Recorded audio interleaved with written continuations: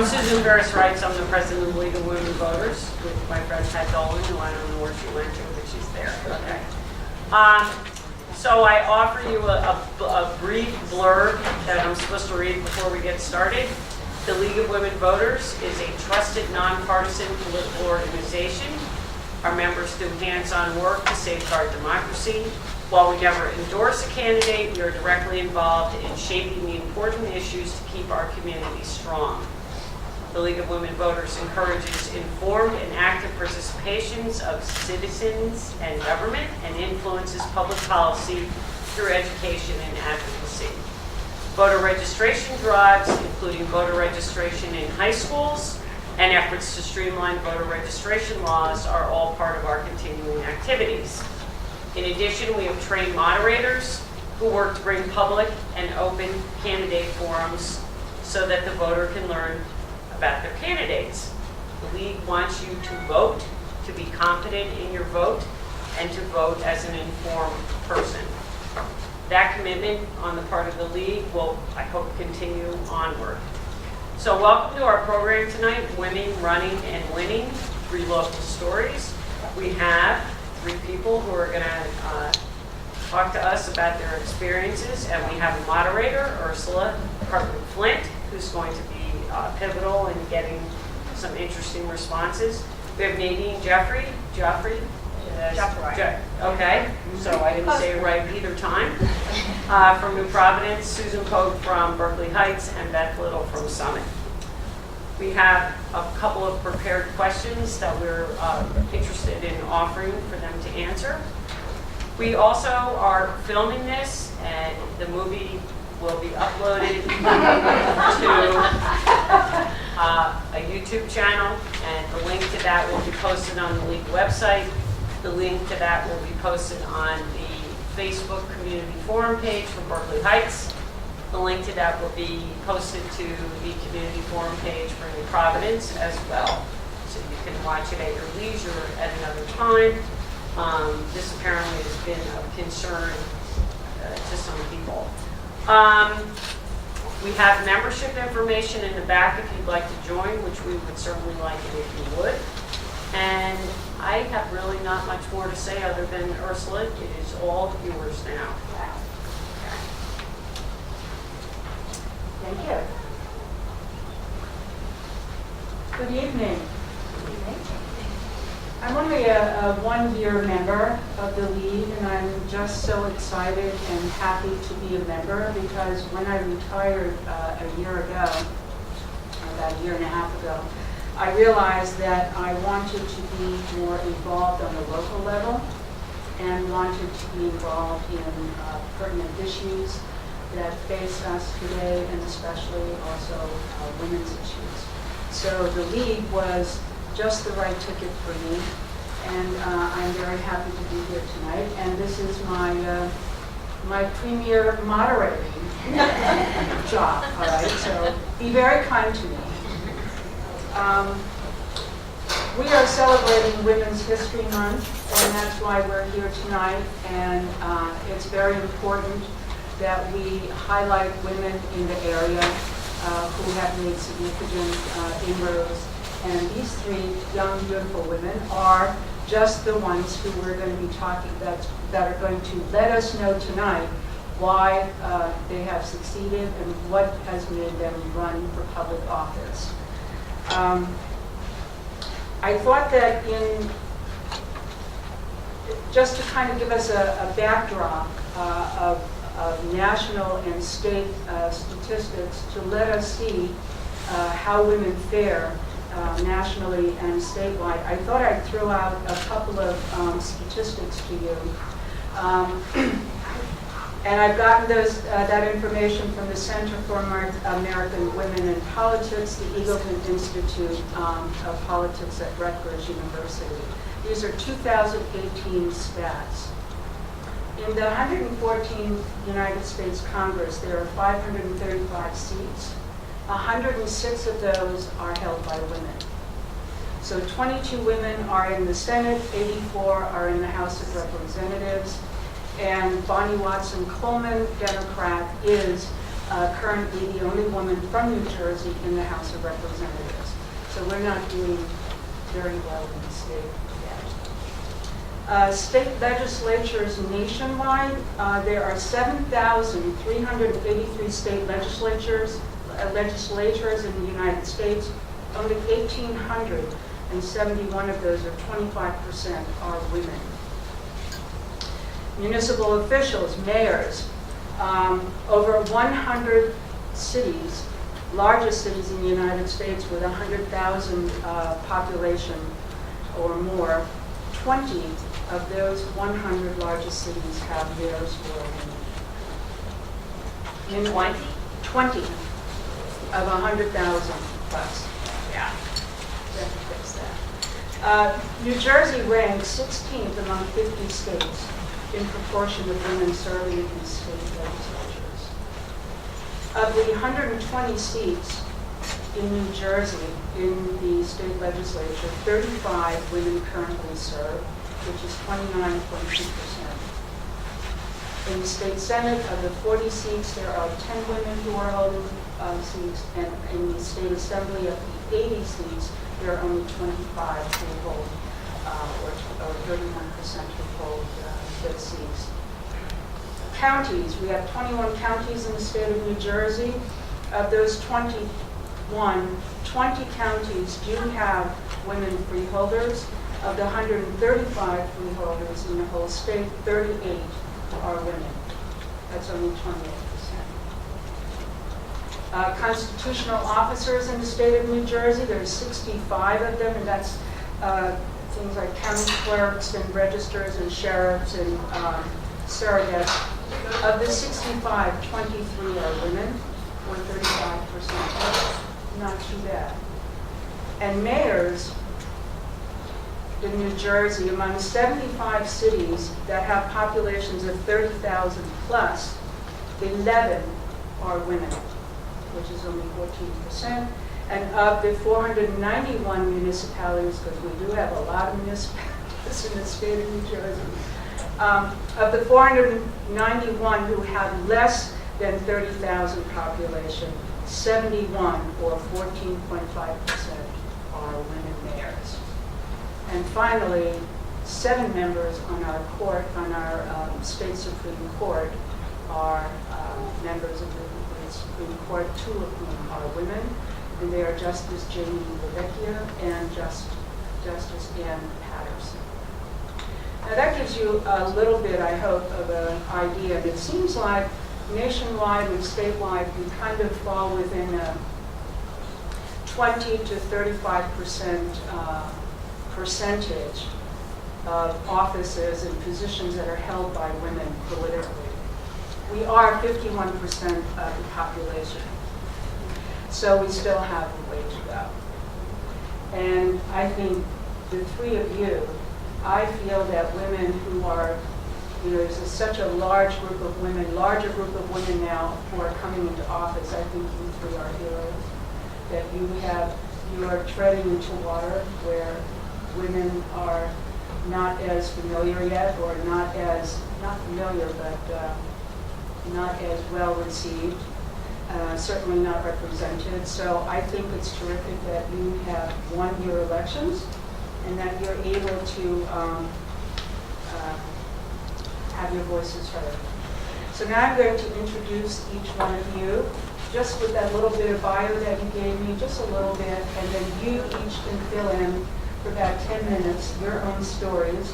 We'd love to hear from you why you have run, what in the national and perhaps state environment has encouraged you and spurred you on to doing this, which is a very difficult job, and it's a very difficult kind of race, and for you to do. So I'm going to start with Nadine, since we're in New Providence, so I'm going to defer to you first. Nadine is a 22-year resident of New Providence and a lifetime resident of New Jersey. She comes from Kearney. Yeah, that's right. She and her husband Brian are parents of 3 children and have 1 grandson. And Not He's right there. Old enough. I'm old enough to have a grandchild. She's a graduate of the University of Scranton in accounting and has an MBA in financial management from Pace University. She worked in the financial service industry in New York City for 16 years. She's been very active in PTA, Girl Scouts, church, school organizations, and her interest and participation in town business issues have spurred her to run for public office. Nadine, take it away. Well, thank you very much to the League. Thank you guys for holding this tonight. March is a very important month, the National Women's Month, Women Recognition Month, and we don't really see a lot of things that are going on to celebrate that. So for that, I thank you guys for holding this event. I'm very honored to be here with these two fellow council members and to represent my town of New Providence in speaking with you this evening. Would you like to be at the podium? No, I'm okay. I'm fine. I'm fine. So New Providence is not New Providence by accident. That's like one of my favorite quotes that I had heard from another person who was involved in town. It did not become New Providence by accident, and it did not become New Providence by overnight. We did not become the 8th best place to live in New Jersey by accident. It didn't happen overnight. We have a AAA bond rating, and we are the 67th safest town in the United States to live, while having outstanding fields, an amazing rec department. I'm very lucky to be a resident here, and that's why my family came here, and that's why we've raised our children here. Once my children went through Girl Scouts, Boy Scouts, CCD, sports, I was on PTAs, PTOs, executive boards, committees. They're kind of ready to move on. Once you get to the high school, middle school, those doors kind of close and not that much to do. So I thought to myself, well, what can I do to give back? What can I do to make sure that other families have the same opportunity that my family has? And again, we are so blessed to live here, and I wanted a lot of other people to experience that as well. So that's when I actually sat down with Armin Galluccio, who was the council member before me. He approached me and he said, he was retiring and he was leaving, and it was very sad to hear that. He said, what do you think?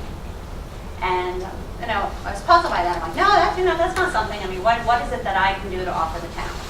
And I sat down with my husband, I sat down with my kids, and we talked about it, and they said, of course that's something you would do. You're always so interested in giving back through the different areas. Now's a good time to put all the pieces together and give back to the town. So that is when I decided to run for council.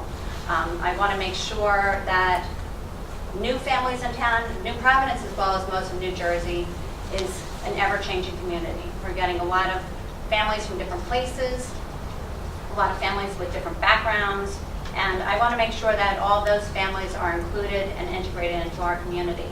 And I want to reach out and I want to make sure that their children have the same experience that my children have. I want to make sure that they get to be involved in the community events that my family got to be involved in, and I wanted to share with the town. Looking at the council as it was, great team. Very, very impressed with all their financial planning. Again, AAA bond rating, we didn't get that by accident. There was a lot of very careful planning that went into that. And having a finance background, that always intrigued me as well. But looking around at them, yeah, all men. And I thought, it is time to have the fresh perspective of a woman. It is a time to have a fresh perspective of a younger person as well. I'm not saying they're all on the older side, but my family is very young. My oldest daughter is 18, she's a senior. My other daughter is a sophomore, and my son is in 7th grade. So younger family, very active. We're involved in the sports. We're involved all around the town. So again, I wanted to bring a fresh perspective. And I think that's what I'm offering so far. I also brought the desire to learn and the desire to work with the team. And so far so good. I'm integrating myself into the team.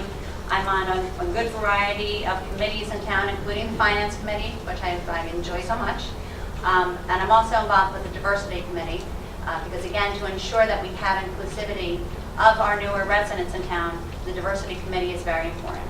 And I'm also involved on the Communication Committee, which is also very important because it's important that everybody knows what goes on in town. Because if you don't know what goes on in town, you can't communicate in town.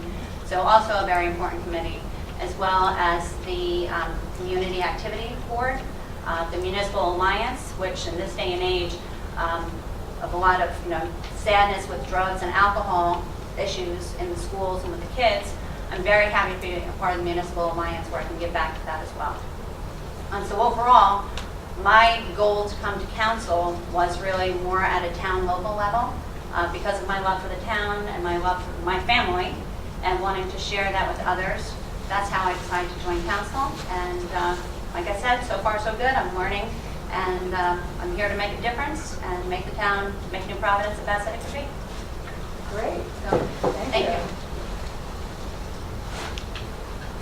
So now we'll go alphabetical by town. Just to be kind of, have a sense for this. So Susan Poage from Berkeley Heights was born in Queens, New York, and raised in Long Island. So you're a Not New a York. years ago. But I love not having to pump gas. She attended the State University of New York with a degree in elementary education and journalism.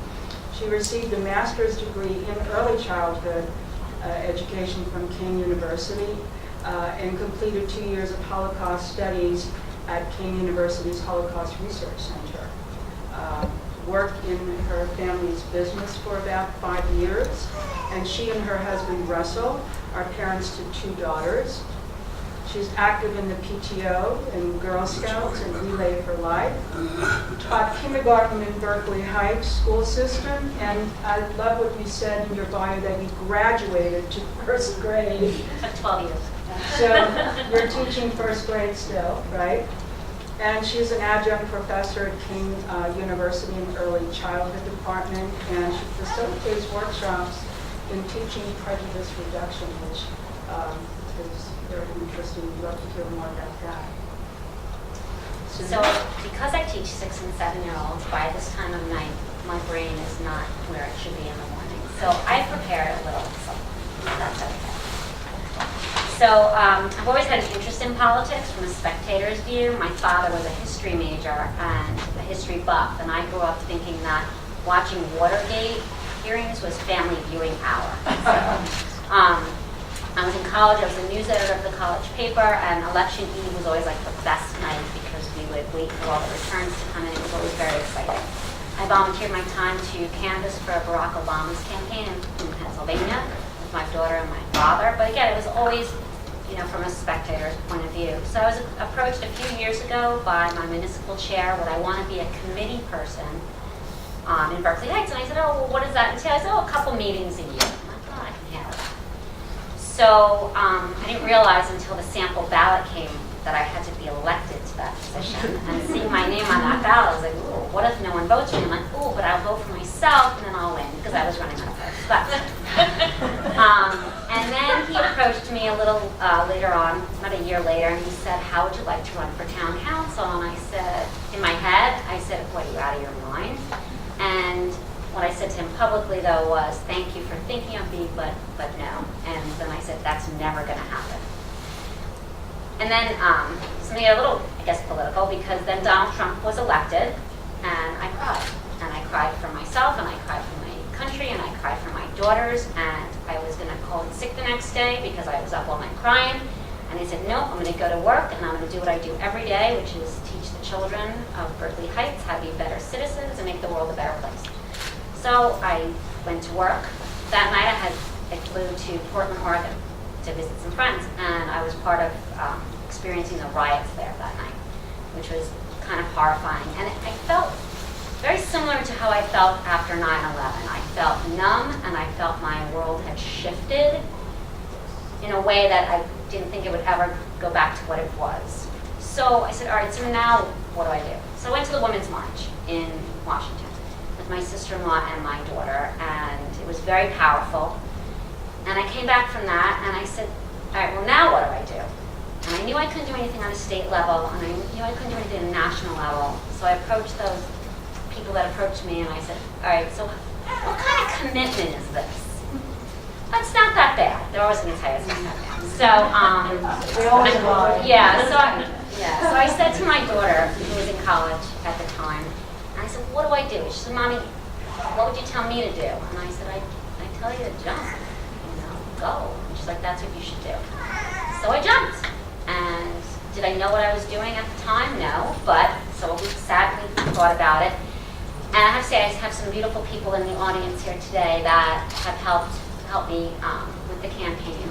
So the first thing we did was I said, what do I want this to look like? And I decided that our campaign colors would be purple, because if you don't teach kindergarten or first grade, maybe you don't think about this. My art teacher's here, I know she thinks about this. Purple is what happens when red and blue come together. I was just getting so tired of all the dividedness. So I said, we're going to do purple. And everyone kind of got on board with that, and we developed our platform. I got a running mate, and there were signs all over town, and that was a little strange. But I think what we did really well in our campaign was we listened to people. We knocked on a lot of doors, we listened to a lot of people, and we got people motivated and passionate about what we cared about. So they were willing to canvass for us. And we worked really, really hard. As a lot of you know, Berkeley Heights is not a democratic town. So election night, we found out that I won by 200 votes, and my running mate lost by 7 votes. So when you think that your vote doesn't matter, every vote matters. And everyone in Berkeley Heights will tell you that every vote matters.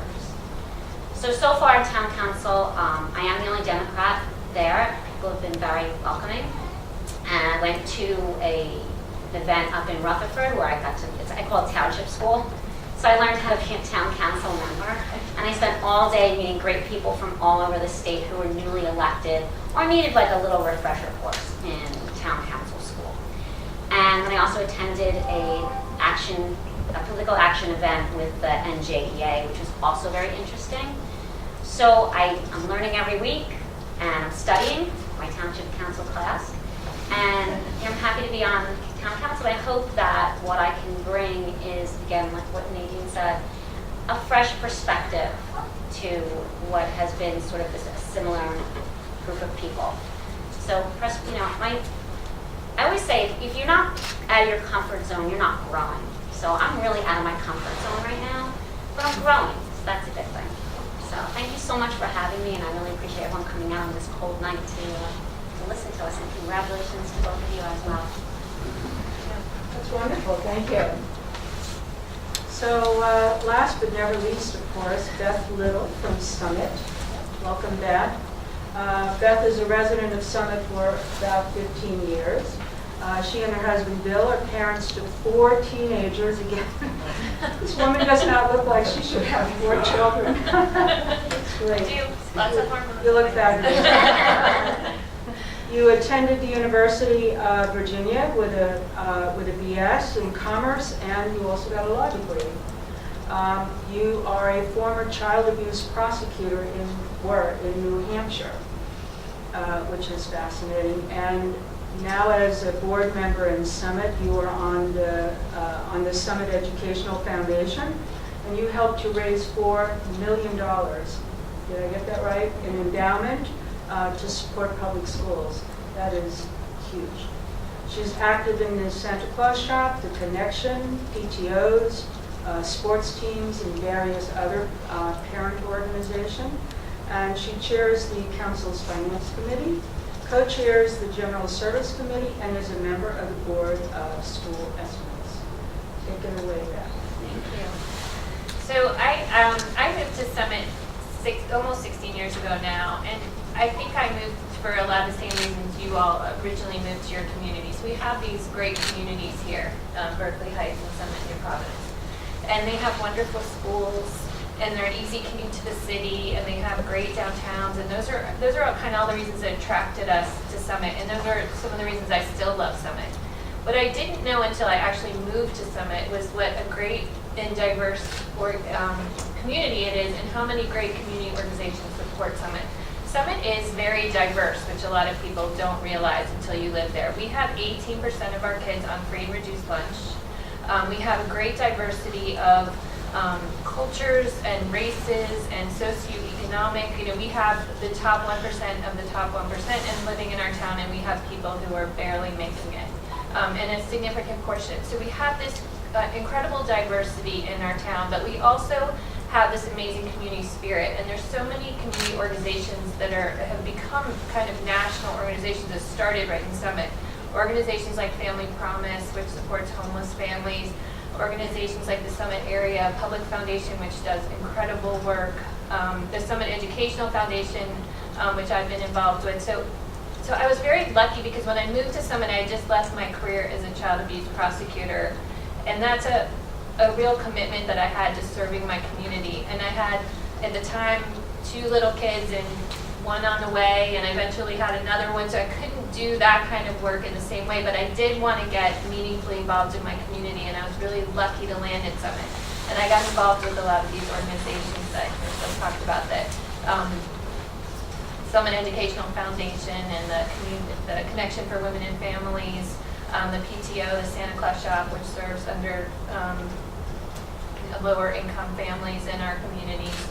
And so I had been doing all this work for a long time and really involved. And so council kind of was the next step with that, because I was involved in my community in a way that touched all 4 corners of Summit, both geographically and socioeconomically and in a really diverse way. So I had all these connections from all over Summit, not just in my neighborhood. Politically, I hadn't been that involved. I am a Democrat. My parents are very active Democrats, so I kind of had that background growing up that Susan had. But I had never been directly involved until a few years ago, because Summit is lucky to be one of the few municipalities in New Jersey that does have a female mayor, Nora Radis. And she was a very close friend of mine, and I had worked on her campaign a few years ago. So that was kind of my first, foray into the political world.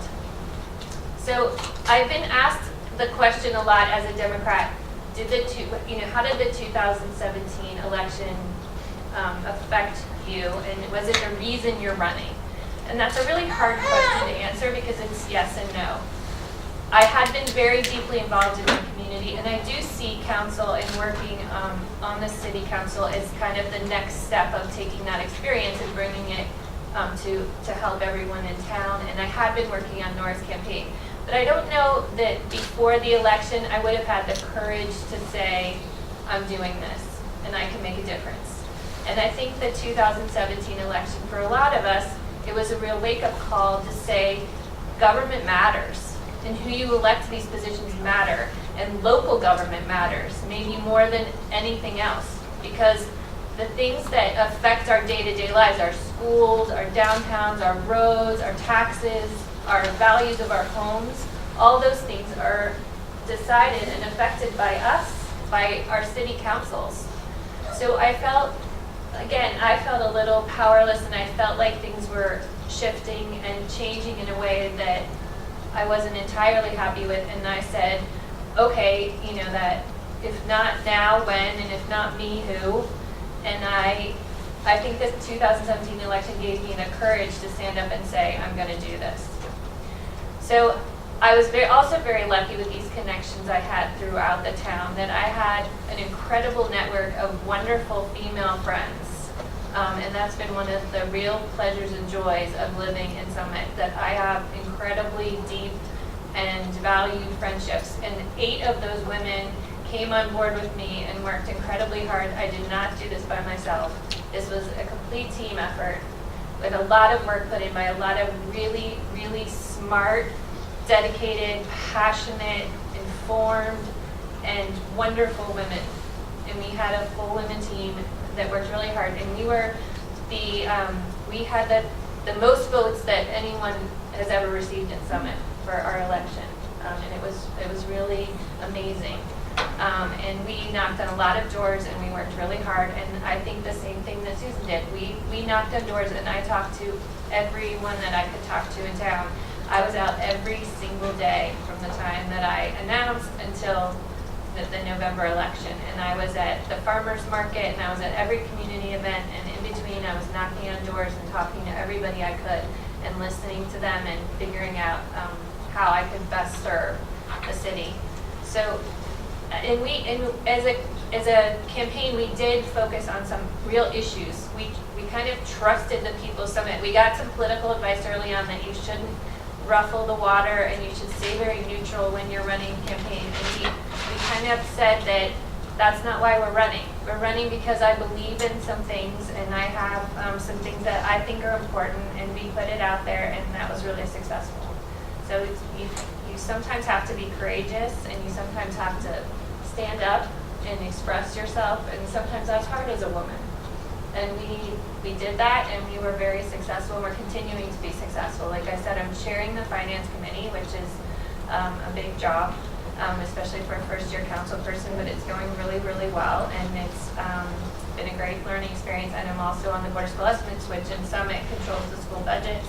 So I am underwater on budgets and numbers and looking at everything, but it's been a great learning experience, and it's been really wonderful to be able to impact my town and my community in a real way, in a way that I can see and talk to people every day. So it's been great. Great. Thank you for having us here today to talk about it. Well, we're delighted all three of you are here. And it does become almost like a narcotic, right? When you're in politics. I mean, once you begin to see the kind of impact that you can have, and you don't feel that powerlessness that you mentioned before. It's something that you then, I guess that's why sometimes people are in politics 20, 30, 40 years. They can't let go. We thought we would have our wonderful audience here ask some questions of you. And again, keeping the questions to, that you as women, and you've expressed very well your reasons for running. And I'd like to have some questions from the audience that would bring that out a little further. Why is it that, what actually did spur you on? What is the real reason that you ran? Okay, not all the hands at once. Sure, Pat? After the councilman that was retired. Could you speak up a little bit, Pat? After the council person that was retired asked you to consider running, and you actually got it in your head, what did you do? Did you sit down with friends to find out how they could help you? Or did you have to fill out forms first? What was the process I'm interested in? Well, the very first thing, we sat down and I wanted to really understand, what does this really mean? What is this job going to be? You go to council meetings, you kind of see a little bit of what goes on, but you really need an education. I wish I went to that class, by the way, on what it is that you do on council. So we sat down, I sat down with Armand, and I sat down, I believe, with another council member, and I just kind of learned a little bit about what does a council person do. And a lot of it, again, intrigued me. Part of my background also is project management. So seeing the different projects that are out there, so I was intrigued by that. And then, I reached out to my friends. I reached out to my friends from the schools. I reached out to my friends that I did Girl Scouts with. And I said, just what do you think? And they said, this is definitely a you thing. This is definitely your next natural step to do. And I said, okay, well, again, I'm not doing this alone. So same thing, I recruited my campaign manager, who was a brilliant woman, and we sat down and we came up with a plan and a strategy on how we're going to do this. And as these ladies described, I wasn't going to do this without understanding what was important to the residents. So we came up with a plan where we would be able to reach out to as many residents as possible and find out from them what is important to them in New Providence. And then from there, I couldn't say, I could say what I believe is important, but without getting the feel for what the rest of the town felt, I didn't feel like I'd be able to have a plan or a leg to stand on. So that was really our approach, was to sit down, and first I got the feel from other people, and then I got the feel from the rest of the residents. And the campaign kind of just built from there. I had an outstanding campaign running mate, Dr. Robinson, and we worked really hard, and we had a great time, and we met a lot of great people along the way. Can I ask a similar question of you, Susan? When you did decide to run, and did you go through similar processes as Nadine did? And I also want to know, how did you go about filling out forms and meeting deadlines to continue with what you wanted to do? And so we have a municipal chair, as every township or city has. So he was guiding me in how to complete the forms, and you had to get a certain amount of signatures.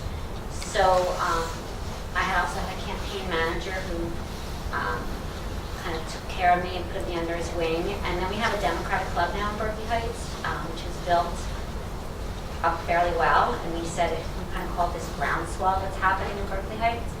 And the people there were so supportive, and we learned a lot from each other through the process. So some of it was formality of filling out forms, but a lot of it was, we say we have wine with meetings, you know. So we have our meetings, we have our wine, and we talk about issues, and we talk about our neighbors and what they're saying. So some of it was in the formality, some of it was very social. And it was just at the time for me very important to be with like-minded people, because I was just feeling so distraught. So being with those people really helped me. So, and they made me feel like I could do it. So I did this. I did a similar process. The first people I talked to were my family, and I have 4 teenagers, and 2 of them are boys. So the first thing I wanted to make sure was that they were all still going to speak to me if I did this, and they were all incredibly supportive. And I will say they were super supportive until the day all the signs went up, and then there was a day where they were like, "Oh my God, I can't believe you're doing this," and then it was back to good again. So they were really supportive. So my family was the first step.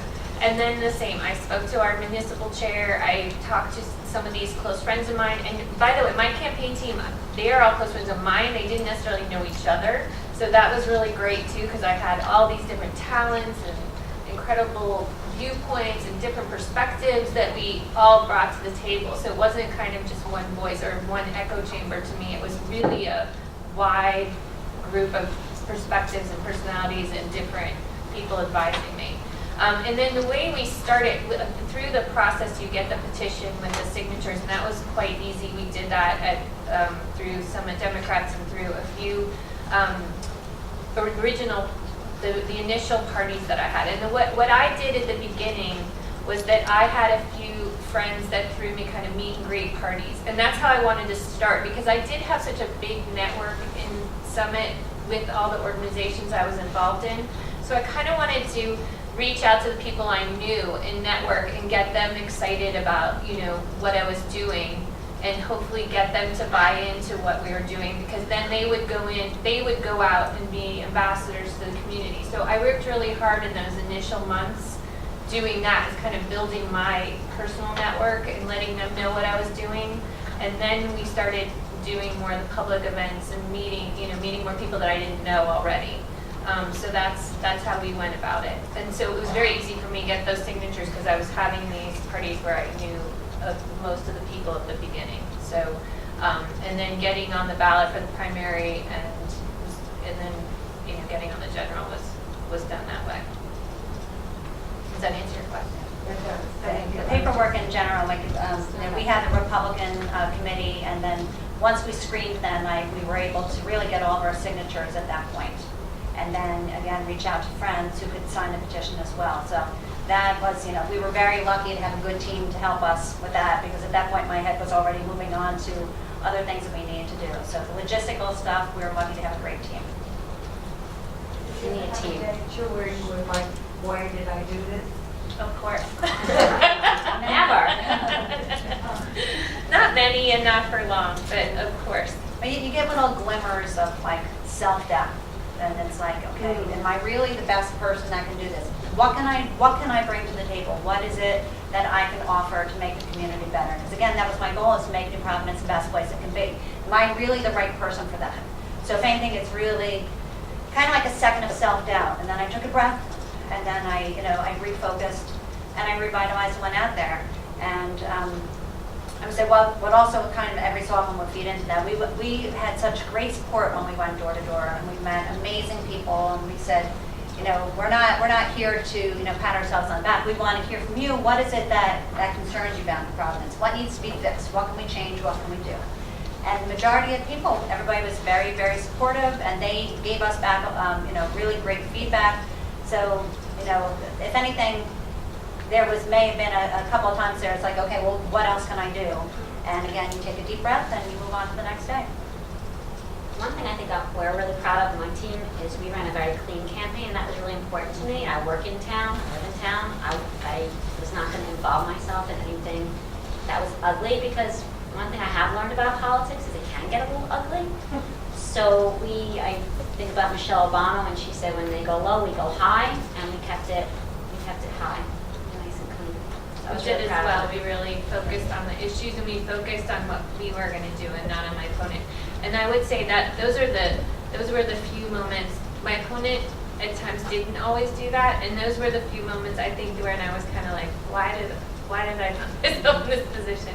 But they were quick-lived, and we, held our heads high and just moved on. And we just didn't address it. We just kept focusing on what we were going to do, and what we were going to bring to Summit, and then what I was going to do. So the same. We ran a very clean campaign, and we didn't respond to any of that. But you have to have a bit of a thick skin. And Yeah. I think one of my skill sets was I was in sales, so I developed a little bit of a thick skin. And I deal with parents, a lot of parents, throughout the year. And, I'm sure there's things going around town that I don't want to hear, but you have to have a bit of a thick skin in this business, I think. It's important because you can't let it get to you. We were lucky on both sides. We both agreed to run a clean campaign, and we were able and fortunate enough to handle it throughout. It's important. It's very important. And when, at the end, you're all neighbors. Yeah, no, we felt that way too. We were all going to live here forever. Our kids are going to be here forever. And the same, I was a prosecutor, so I did have the ability at times to keep going and to take it and move on. So I think the background was good too. I think that makes the difference on a local level. As you just said, we're all neighbors. When you start to get further up in the political ladder or structure, you become you get further away from your constituents, and it doesn't become as important sometimes to make sure that things are clean and green, and because you figure, well, they're just over there, they're not, it's not going to impact me. Especially towns like ours. Our kids are going to be on teams together. We're going to run into them in the diner and Starbucks. And, at the end of the day, we're all residents of the town, and we're all doing this for a reason to make the town, great for everybody. So it's a matter of, why would you do anything detrimental? And we were very fortunate our campaign kept to that throughout. I said during my campaign that everybody wants what's best for the town, and just perceptions are a little bit different. So not one way might not be better than another, just different. I'd like to ask you a question. What contributions as women are you bringing to the table that your male counterparts may not focus on? We can multitask. That's for sure. Going back to why you ran, that was definitely one of the reasons that I ran too, was that I looked at who was on council, and I thought there's no one like me, and I represent a big portion of Summit. I am a full-time parent and community volunteer, so I am using my downtown every single day. My kids use my downtown every day. I work downtown, I eat downtown, I work out downtown, I use my town all the time. And I thought no one else on council had that perspective. Nobody else, everyone else that was currently on council and running for council worked outside of Summit during the week and didn't have that, first of all, that network of people, and didn't have that perspective. In Summit, we're looking at doing a big redevelopment project in our downtown, and I thought, who better, to talk to people and to listen and bring those viewpoints to the table than someone like me who's using the downtown every day and in the downtown every day and talking to other people who are using our downtown. So I did bring that perspective. I also, I think a lot of times women's volunteer work isn't valued in the same way as a working job, but I think it was, and I believe it was the perfect preparation for being on council and being on the finance committee. Because when you're talking about these organizations, Summit Educational Foundation and the Connection and Santa Claus Shop and PTO, really the thing they have in common is that they have more needs than they have money to provide those needs. So what you're doing on these boards, day in and day out, is making decisions about how can this money be best allocated, how can it benefit the greatest number of people and make the best impact on our communities. And that's exactly what we do on council, is that we have the responsibility of taking your hard-earned tax dollars and figuring out how to best use them to make the greatest impact and the best benefit to everyone. So my experience on working on these community boards was really directly experiential to what I'm doing now on council. I completely agree. Having worked with the PTA and the PTO at the elementary school, the middle school, and the high school, and having my kids have all gone through the rec department and Girl Scouts and Boy Scouts and different community organizations, it was kind of really a perfect way to get the skeleton of what makes up the town. And from a mom's perspective, like we have another parent who's on council, but from a mom's perspective, moms really do come together a lot in the town. So that was really a great place to break through with the moms and to have experienced what they experienced, and to also have their ear brings their voices to the table through me on what I can help do with council. And all the different organizations that I worked on, providing that basis, our Community Service Association organization, my kids do all those programs. So I bring an actual experience of having my kids gone through all that. So I think, again, I agree, I think it's a natural step to moving on to council and being a part of community, because I'm here all the time. So I'm in all the stores, so I have kind of really my finger on the pulse of what's going on in town. I'm going to agree with both of you, actually, because I live in town, I work in town, I ride my bike through town, I run through town, I walk my dog through town. I know every street probably in Berkeley Heights, including the ones that are actually in Summit. I do have some of those, yeah. We have another woman on town council now, so she said it was nice to have another woman on, so it can be awfully lonely, I guess, when you're the only something, and I know that right now because I'm the only Democrat. I wish I was offered more opportunity, I'll be honest with you, to be on committees. I'm not really on one committee, I'm on the Board of Health Committee, but I'm going to be the best Board of Health Committee person in our committee. And I'm going to try to make my way into maybe another environmental, which I'm very interested in. Yeah. So, but for now, Board of Health. Thank you. How do you get to be on a committee? Do you get invited or do you volunteer? I just know from my own experience, I expressed interest in a committee, but was offered a different committee, which I took. So,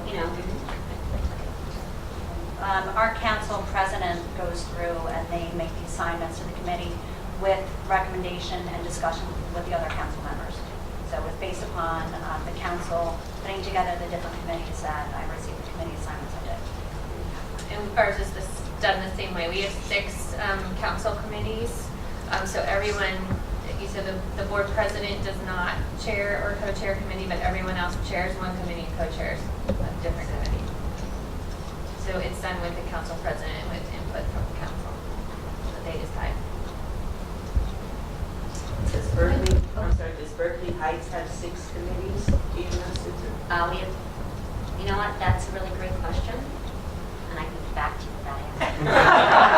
And there's a difference between, we have 6 council committees, so we have finance, general services, public works, safety, law, and I'm missing one. Health. No, not health. We don't have health committee. Berkeley Heights is a very different government. But we also have town committees, so I also serve on a liaison to about 10 different town committees. So I sit on the Summit Parking Authority Committee, and I sit on the Summit Downtowning Committee, and I sit on, we have members who sit on the Zoning Committee and the Planning Committee, but and I'm also on the Board of School Estimates. So there's about 10 other town committees that I sit on, but we have 6 council committees, and that's out of the council committees, that's where our ordinances come from and resolutions. So those are the laws that those come out of those committees. And council committees?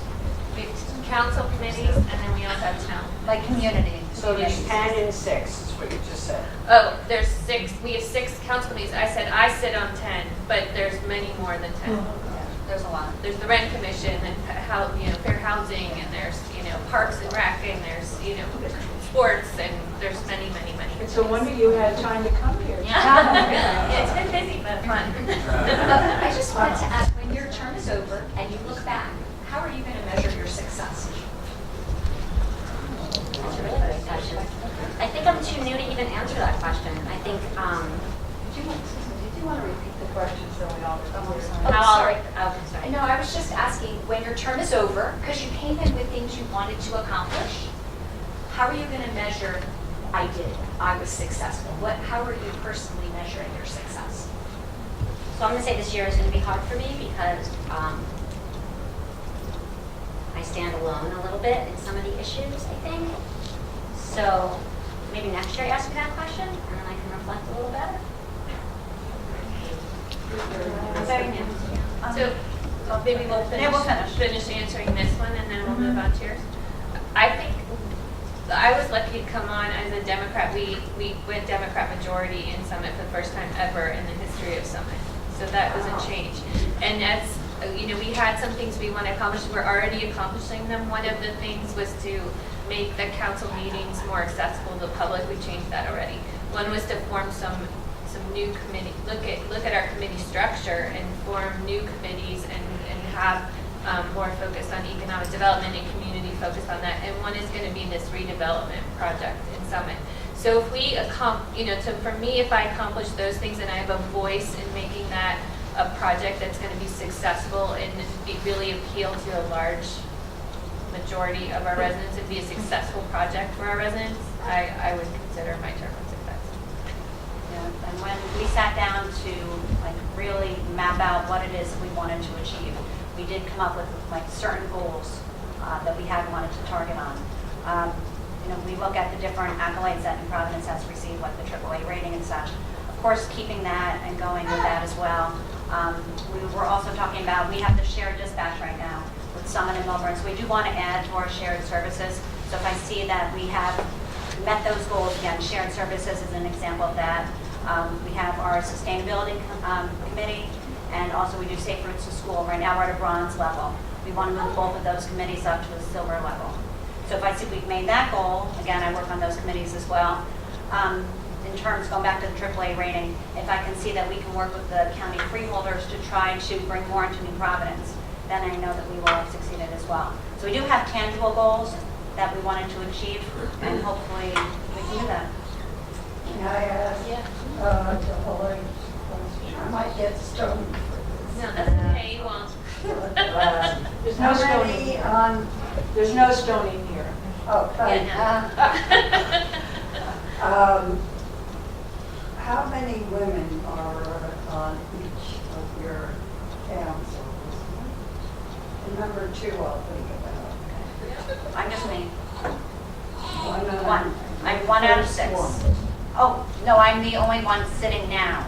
We have had women on in the past, but it's been for a long time. We currently have 2. Yeah, well, And we, like I said, Summit went Democratic majority first time in Summit's history. Also, first time in Summit's history, we have 4 women and 4 men on the dais.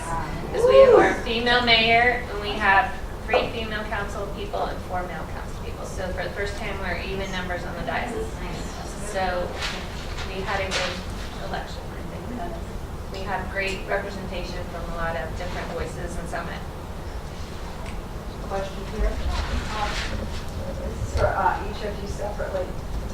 Thinking back over your maybe early years, teenage years, college years, when do you feel that you consciously became aware that as a woman, the community might think you're second rate or that you can't do a certain career? Like when did you become aware that maybe the pay scale for the woman was less than the man? I mean, how did you develop? I would consider each of you probably a feminist in your own way. But how far back and over the years, how did that develop? For me, I think sports was the first thing. My brother got to play all these sports, and there weren't a lot of opportunities for me at the time until 2009. But unfortunately, I was raised by a feminist, and I was never told that I couldn't do something because I was a woman. It's funny because I chose the, teacher or nurse. And I became a teacher just because that's just how I'm built, and I want to be a teacher, but it's not because I ever thought it was I couldn't do something else. So I was lucky that way. My daughter will tell me that there's tiers of feminists now, So that's kind of interesting, the tier 1 feminist and the tier 2. Like, I learn a lot from my daughter. So I think sports was hard for me, but then I never ever, and even now, I work in a field where it doesn't matter if you're a male or a female, your pay is your pay based on how many years you have in. So even in my job, I don't have that right now.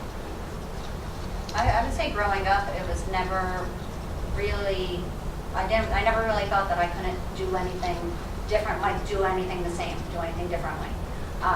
However, then I went into the financial services industry. So I graduated with a degree in accounting, and I started working on Wall Street.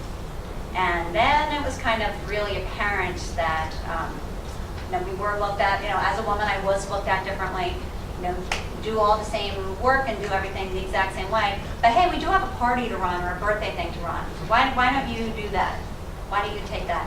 And it was, later on I did financial assistance to the trading desks, and you looked around up there, and that was all men. And, you kind of did feel very different working in financial services as a woman.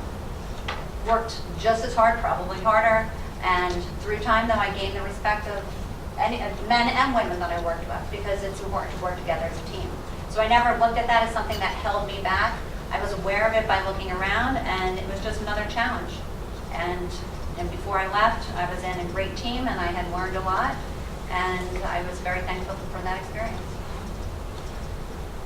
And I would say I was also raised by a very liberal feminist, so I always had girl power, pushing me along.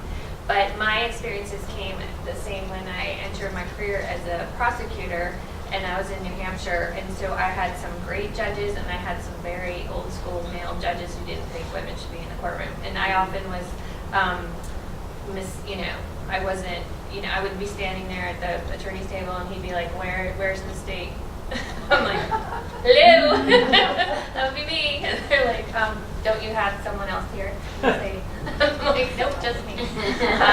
And I had some judges that even, held us, I'm in New Hampshire, so it's often trudging a court in, 3 feet of snow, where the male attorneys would be showing up in, Dockers and LWV boots, and I was required to have heels and a skirt on in order to appear in the courtroom. Or they wouldn't let me appear, and just making the same, not being taken seriously in the courtroom, despite making, the same arguments and doing that. There were some judges that just didn't think that we should be there. But that's not over. And I'm sure it's not over. I'm sure it's not. Yes, Martin? With the Me Too movement front and center now, in terms of safeguards against sexual harassment in the workplace, do the towns have some laws or regulations about them, or is that something that you're going to see, that you're going to be involved in, making sure that there's legislation in each town that would prevent something like that? I would say from my perspective on joining the diversity committee. So one of the committees that I'm on is the diversity committee. And we have always had National Women's Month as a part of that committee. So I believe in working with that committee, that is something that they will be undertaking, just, again, forwarding women's positions and movements and such. From a council perspective, we'll listen to the recommendation of the advisory committee, and, we'll move forward from there. But right now, I don't believe there's anything in plan or in place to do anything regarding that. However, wanting to have inclusiveness in the town, we're going to listen to our committees and move forward from there. When I was attending my township school class, one of the things that someone mentioned was every town council arena should have a sign, civility spoken here all the time. So I think that's important in terms of whoever, these are residents that are speaking to you, and you need to be respectful and civil. So male, woman, whatever your skin color is, whatever your religion is, So like, I would love to see something like that happen. I mean, that's operates in a first grade classroom, so I'd love to see that happen out in the town as well. So I think it's about developing respect for all people. And I know we have very specific policies that are in place for our city employees and things like that that are already in place. And with right now we have 4 women on the dais, and so we are really sensitive to those matters. And so anything that comes before us, we would look at really carefully. But there's nothing that has arisen in Summit that we are dealing with right now. Would you agree that unequal pay in the workplace, women are still getting 80.5 cents for every dollar that men earn, can be a contributing factor to sexual harassment? I do. And I mean, I think we're changing the conversation right here, because it does change. Like all those things that you said, that women are not represented they're not represented as judges, they're not represented as legislators, they're not represented, so the fact that we put our hands up, and it was important, that was one of the factors that was important to me. I said, if not now, when? If not me, who? And I wanted to be able to say that I was making a difference and that it was important to me to be represented at the local government level. And I wanted my daughters to see that we can make a difference. We can have a voice at the table. And it's, right now it's a local voice, but local voices are important too. Mm-hmm. And we have to start right here, and we have to keep going and pushing and moving until we all have a voice. Are you certain on your municipal levels that women are being paid equally for what men are doing? So that, is there a mechanism where you look at what women are being paid in your municipalities as opposed to men? And is that information I don't really have. I'm not on the personnel committee, and I haven't really had the opportunity to be involved with any issues regarding more full-time employees. I know from what I have seen of part-time employees, it's just a flat rate for everybody. So any part-time things that we do approve, it is pretty much standard. But one day I hope to be on the personnel committee, and I would be able to learn more about that. I think, especially in a city government and a municipal level, all the salaries are set by step and by level, and it's all by tenure and time, how many years and what step you are. So that is gender blind. So that's, being put in the position, being qualified, and you move through the steps. So I would say at a municipal level, there's probably less of that than there is in the corporate world or in the finance world or some other arenas. Just because it is set out by statute, what the salary steps are. Just like education. and you also have civil service. Yes. Which is level. Right. Any other questions? Our salaries are completely equal because they are all zero. So I get paid exactly the same as my male counterparts, I know. Do you? Yeah, we get nothing. And 16 committees. Wow. Yeah, no, we all get a very level playing field of hearty thank you. Oh, wait, Yes. Yeah, could you just, away from the women's, could you just give us an idea what you think the biggest issues are in each of your towns? And also, are there things that the towns are working together besides, I know you've got the dispatch, but the towns really communicate with each other, the three towns? I would say so. I think that the towns are very close with each other. We should have shared services as Yes. well. We have the shared dispatch, we have the shared The court court, system. and we just took Summit in on the court system as well. We do share, I believe, some, like hardware trucks and stuff like that as well.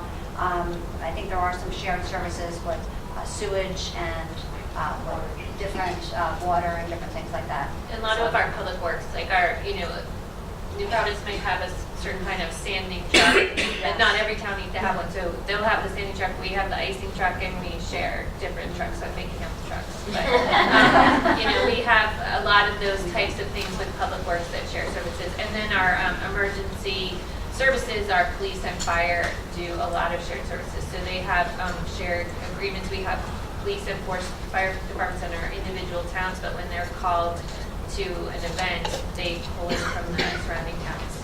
And very interesting to me because we have we have 2 big cell gene campuses doing pharmaceuticals and Summit, plus the hospital with the helipad. So when I came to council, I said, how do you do these? How can Melbourne or New Providence or Chatham come in and work on these sites when they don't have the specific training? And he said, they do. So that the surrounding towns all come in and do training specific to those sites, and Summit goes and does training specific to those sites. So it's there's a lot of shared services and a lot of cross working together among the different towns that most people aren't even aware of. When you have small towns, you have to do it that way. Yeah. It's just not enough money to go around. Talking about money. This Overlook Hospital, what is its status tax-wise? We just settled with the Overlook Hospital. So Overlook, the hospitals are nonprofits, so they are not taxed. However, Morristown, the Atlantic Health Service, the town of Morristown, contested that because they said a large part of your hospital is nonprofit, but then you have these medical arts buildings and you have all these doctors' offices working on site that are profit centers. And they came to a tax settlement with Atlantic Health Service System and said, hello, we have the same thing over here. So we just settled with them, and Overlook's a great partner with Summit, and we came to a really beneficial settlement on both sides. So we did get a large tax settlement from Atlantic Health Services, and that helped because when Merck sold to Celgene, there was a big tax abatement that came with that because the value of the property, they sold the property for a lot less than it had originally been assessed for, and so we had a big tax abatement from the Celgene sale, and then the Atlantic Health kind of came in with that, so that was a great settlement for us. But going back, I didn't answer the first part of your question, so I just want to kind of go back. So I think the biggest issue in our town is affordability and making sure that Summit stays affordable for our citizens. And that is really the overarching theme of everything that we do, is that we want to continue to provide great services, but that we want to do it in a way that doesn't force people out, and that we keep Summit affordable for our citizens. And I think that's really the key. And some of these projects I talked about, redevelopment or doing different things, are all working towards that goal of making sure that we look at every dollar and make sure that we're spending it wisely, and that we're investing in ways that are going to keep Summit affordable for people that live there. And I think from our perspective, our biggest issue that we're dealing with right now is the affordable housing issue that all the towns in New Jersey are currently facing. It is court-imposed affordable housing that's being put onto all the towns, and something like that would greatly impact the affordability on the rest of the town. New Providence alone has been mandated to come up with 316 affordable units. When you put that in the middle of the market rates, you're talking about like 1,200 additional units we need to put in, which could increase our population by 20%. How can you maintain an affordable place to live if you have to increase all of your services for a 20% increased population? So New Providence has been very forward-thinking and have put together a great plan, but we are hopeful that the courts take care of what they need to, so we are not put upon with the burden. Berkeley Heights just finished settling the affordable housing.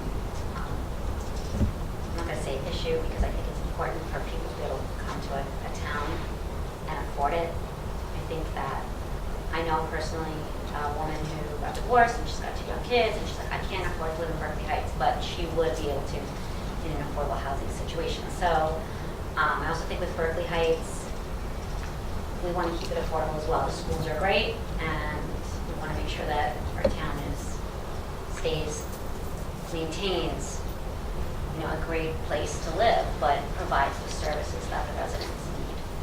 Doesn't the federal government aid those companies to have affordable housing? There's some federal tax breaks, but it's not complete. No, but anything, it wouldn't cover nearly, it's really more so falling on the township to cover everything that it needs to cover. So anything would be a very de minimis at best. It's affordable housing, It's not public housing. Not public housing. Oh, okay, not, Affordable housing is appropriate housing for, say, a public school teacher who has a child who would qualify for affordable housing. yes. And there are also different levels of requirements that the affordable housing bill does put in. You need to have different levels that go with that as well. They take the income in the community and it's a percentage of income. The Section 8 housing, which is the federal mandated housing, that's funded by federal grants. But there's different levels above that the town has to provide, and the affordable housing monitor. Summit recently settled that too. Summit was fortunate that Summit has always made it a priority to have affordable housing. So we had a lot of towns were faced with this.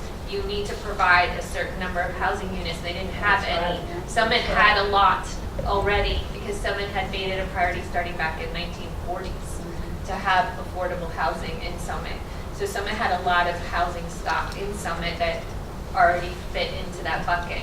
So Summit was one of the first towns in New Jersey to settle that lawsuit because we were already a long way down the road before we were mandated to do that. Same thing with New Providence. They've always been very proactive in following up on the requirements, and they've always set forth on that as well. And we settled as well, and we're pretty much have a very good plan to remain in compliance.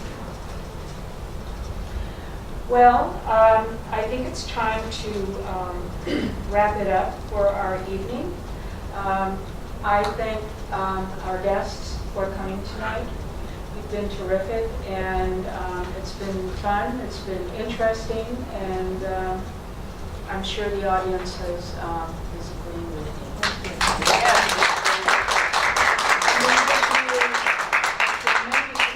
Success in your future endeavors.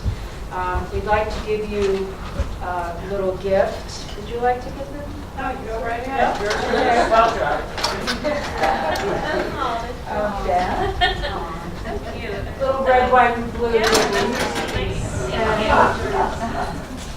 And Jelly beans. I know. Your next meeting. Sugar and caffeine. Yeah. Thank you so very much. There you go. Thank you. Oh, sweet. And again, we thank you, and we thank everyone here for coming. We would like you to also know that next month there will be another program the League is sponsoring called On the Environment. We hope that you will tune into your League information sources so that you can find out exactly where and when. And also, Phil, we would like to thank you very much. Mr. Cook, our videographer, who is a volunteer who does this on his own time, and we thank you so very much for doing this. And he will be helping us to upload this into this lovely film so that all of us can share it with our friends. Thank you again, and have a very safe trip home.